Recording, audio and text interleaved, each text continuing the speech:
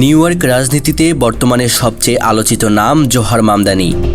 প্রগতিশীল এই নেতা কুইন্সের নির্বাচনে এতটাই জনপ্রিয় যে ২৬ জন মার্কিন বিলিয়নার $2,50,00,000 খরচ করেও তাকে হারাতে পারেনি। মামদানির জনপ্রিয়তার মূল কারণ হল তার জনগণের পাশে থাকা রাজনৈতিক কৌশল। তিনি সাশ্রয়ী বাসস্থান, শিক্ষার সুযোগ, জলবায়ু ন্যায় বিচার ও কর্পোরেট জবাবদিহিতা নিয়ে কাজ করছেন। এই বিষয়গুলো ধনকুবের ও কর্পোরেট গোষ্ঠীর জন্য হুমকি হিসেবে দেখা হচ্ছে।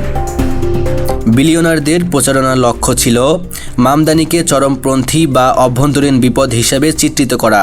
তবে স্থানীয় ভোটাররা তার মাঠ পর্যায়ে কাজ ও সরাসরি যোগাযোগ দেখে অবিশ্বাস্যভাবে সমর্থন দিচ্ছে। ফলে প্রচার, বিজ্ঞাপন বা অর্থের প্রভাব কার্যকর হচ্ছে না। মামদানি নিজে বলেছেন, যখন টাকার পাহাড়ের বিপরীতে মানুষ দাঁড়ায় তখন গণতন্ত্রের সত্যিকার শক্তি দেখা যায়। তারা আমাদের ভয় দেখাতে পারে, কিনতে পারে না। এই বার্তাটি বিশেষ করে তরুণ ভোটারদের মধ্যে ব্যাপক সাড়া ফেলেছে।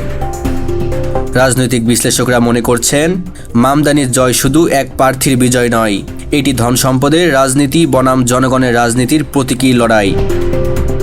নিউ ইয়র্কের রাজনৈতিক মানচিত্রে এটি নতুন সম্ভাবনার সুর সৃষ্টি করেছে।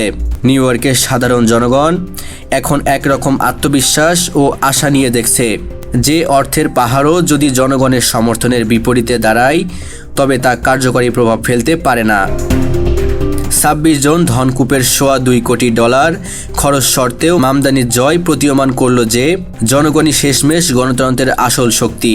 অর্থের পাহাড় যতই বড় হোক না কেন, জনমতের শক্তি সবসময় তার চেয়ে শক্তিশালী।